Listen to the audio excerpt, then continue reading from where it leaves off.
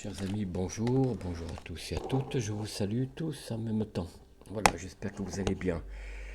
Alors comme je le répète souvent, pour les nouveaux, n'oubliez pas de vous abonner, de partager, de mettre un pouce en l'air ou en bas comme vous voulez, hein, en haut ou en bas. Donc likez, partagez, abonnez-vous et surtout activez la clochette pour pouvoir recevoir en première les vidéos qui paraissent les unes après les autres. Bon, j'en fais qu'une par jour, hein, généralement. Alors aujourd'hui, nous allons donner suite à cette vidéo de la veille que j'ai faite sur la révolution dite du pays des fromages en 1789, précédée en Europe, à commencer par l'Angleterre en 1679, je crois, 76 en tout cas, un siècle plus tôt, on va dire, hein, avec Cromwell qui a renversé le trône du roi Charles II, Jacques II, je crois bien, qui s'est réfugié en Espagne, rattrapé, puis je crois exécuté, voilà. Bon.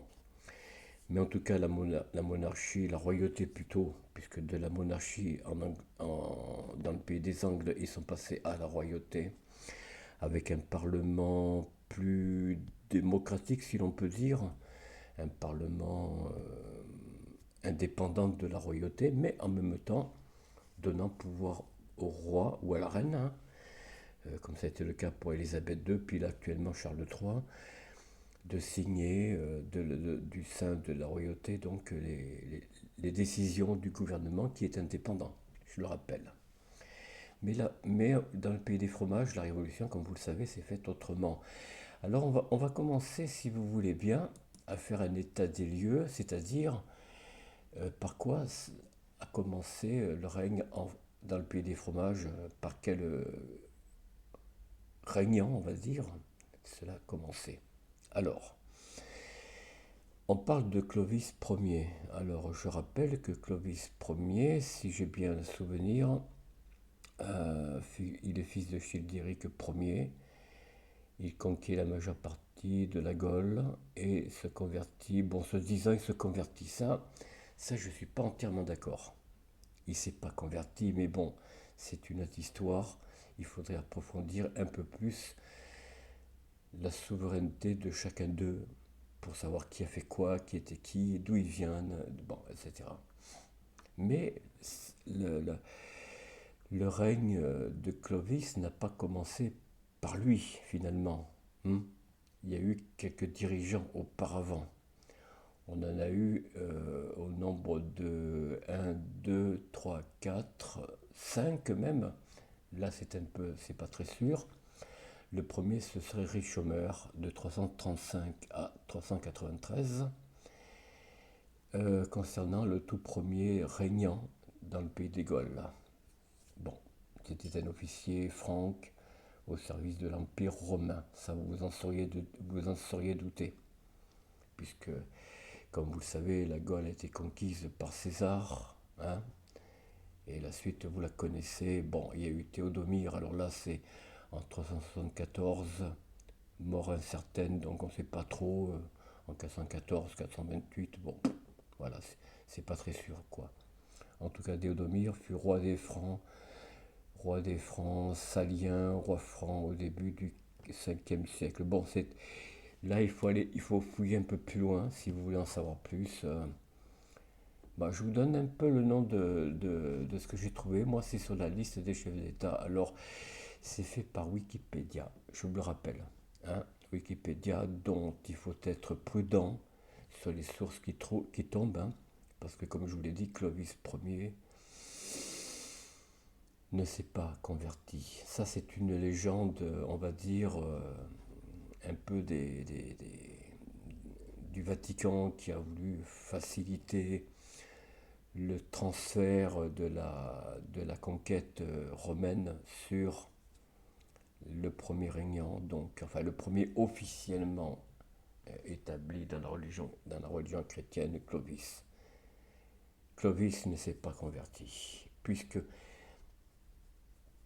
lorsqu'ils l'ont enterré, il a été enterré à côté de son cheval, ce qui ne se faisait jamais au temps des chrétiens, au début du christianisme, Bon, vous comprenez. Donc il y a quelque chose qui ne va pas.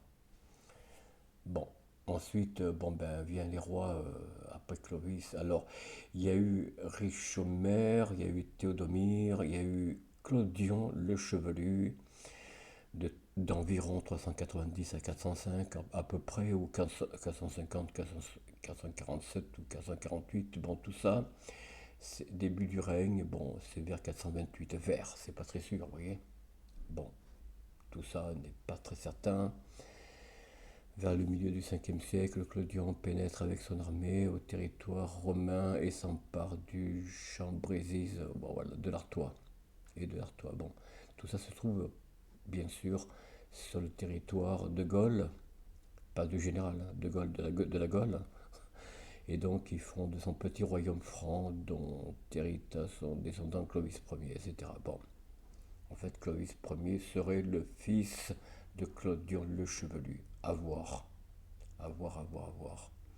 C'est à creuser étape par étape. Alors, je ne vais pas être bien long, parce que c'est une liste très très très longue qui nous conduira à 1789. On n'en a pas fini. Je vous donne une première partie. On va s'arrêter à Clovis. Voilà, je vais m'arrêter là. Euh, Attendez. Non, on va continuer jusqu'à Clovis. Donc, après Clodion le Chevelu, vient Mérové, les Mérovingiens, vous savez, la naissance des Mérovingiens, vers 411-457, et début du règne, ou début du règne vers 448 ou 447, la fin de règne en 457. Alors Mérové est considéré comme le deuxième roi des Francs saliens, d'où la loi salique, hein. Je vous en parlerai plus tard. Son existence étant entourée de tant d'obscurité que bon, certains historiens en ont fait un roi légendaire. Mérové a donné son nom à la dynastie des Mérovingiens. Bon, ensuite Childéric Ier, voilà. Childéric Ier, donc vers 466, 27 novembre 511, début du règne 481 et fin de règne en 511. Vous voyez, ça remonte très loin. Fils de Childéric Ier. Alors, ah pardon, ça c'est Clovis, excusez-moi. Excusez-moi, je remonte. Je reviens, bon, j'ai parlé de Childéric. Et donc, fils de Childéric Ier, c'est Clovis. Alors, Claudius, en latin c'est Claudius, je sais pas trop. Bon, bref. Il conquiert la majeure partie de la Gaule et se convertit soi-disant au christianisme. Ça, je ne sais pas le nom du prélat, de l'évêque ou du moine qui a écrit ce passage, qui fait allusion aussi à Soissons avec son fameux vase. Donc son royaume est partagé entre ses quatre fils à sa mort. Bon, ça qui se soit converti, non, je ne suis pas certain. Et je dirais même que je n'ai aucune raison de penser qu'il s'est converti. Ça, c'est l'histoire reprise par le Vatican. On ne parlera pas des jésuites, puisque les jésuites, encore que peut-être, mais les jésuites, c'est au XVe siècle, donc voilà. Mais bon, roi des Francs saliens, puis roi de tous les Francs, des pays des fromages, hein, comme je le dis, de 481 à 511, issu de la dynastie des Mérovingiens. Ah, ah, bon, fils de Childéric Ier, je vous l'ai dit, hein. Voilà, bon, ben, euh, oui, bah oui, forcément, il n'est pas bien documenté parce que le Vatican a brûlé tous les livres qui mettaient en cause la version que Rémy, l'évêque de Reims, aurait baptisé Clovis. Bon, moi, je ne suis pas sûr du tout, et je dirais même, je suis sûr d'une chose, c'est faux. Car Clovis était un odiniste, mais ça, il faut aller chercher dans une autre source. Alors, attendez, je vais essayer de trouver, je vais voir si je le trouve, ça m'étonnerait. Alors, je pense que là, Clovis, alors Clovis,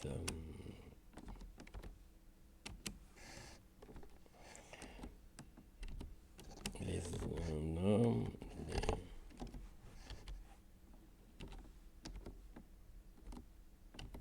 on va voir ce qu'ils disent.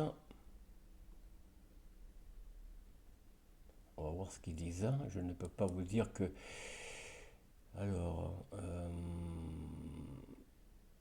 voilà, Clovis barbare. Déjà, ça semble un peu mieux, un peu plus précis.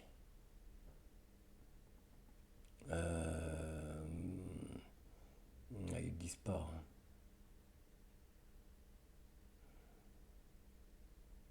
Ils en parlent pas beaucoup.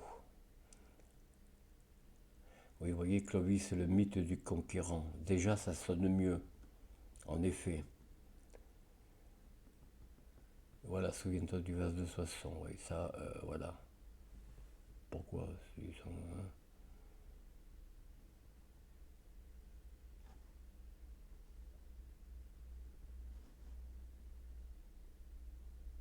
Ouais, soi-disant il s'est fait baptiser. Ça, je dirais non. Non, non, non, non.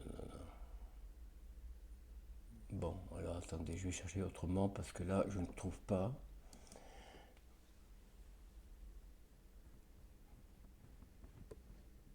Euh,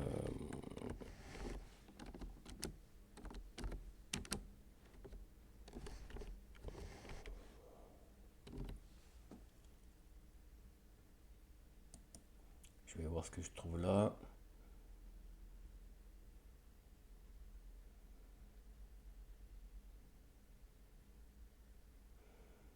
Ouais, ça, c'est du mensonge. Bon, bref. Non, ils n'en parlent pas, chers amis, je suis navré. Je vous déçois peut-être, mais je ne trouve pas. Je sais que Oleg de Normandie, il en parle. Il en parle sur sa chaîne. Il donne tout à fait des détails et dont est même l'auteur d'un livre, un historien renommé, mais bon, que l'on a écarté pour des raisons que vous comprendrez, puisqu'il remet en cause la version que le Vatican a mis en place depuis cette époque, ou peut-être après, hein, voilà, autant de jésuites, hein. Mais bon, ouais, ce que dit Jacques Bainville, moi je pense que.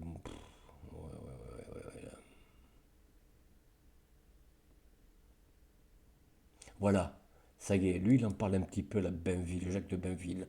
C'est pas tout à fait ce que je voulais vous dire, mais on va voir ce qu'il dit exactement. Bon, ça y est, oui. Bon. Alors, les Francs qui venaient de s'allier aux Gallo-Romains pour chasser Attila. Bon, ça, et ces horribles diables, ouais, d'accord, hein, étaient aussi des barbares, mais beaucoup moins méchants que les autres, hein, nanana. Bon, je vois pas trop le.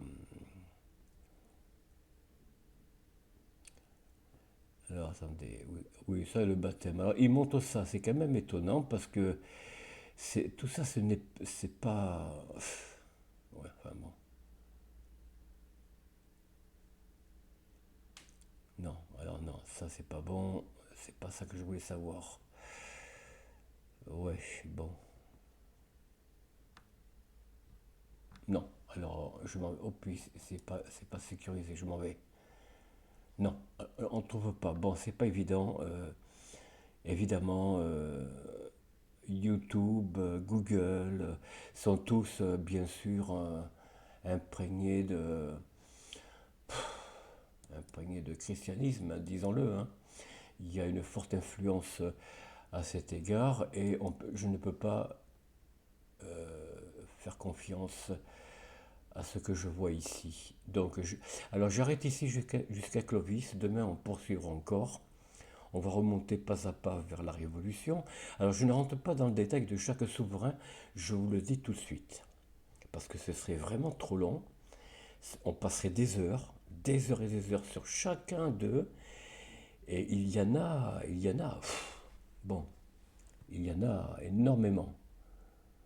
Donc, non, je ne pourrais pas vous donner des détails sur chaque souverain depuis Ah, mais qu'est-ce que j'ai fait là? J'ai effacé le... Ah, d'accord. Bon, alors je vais retourner en arrière.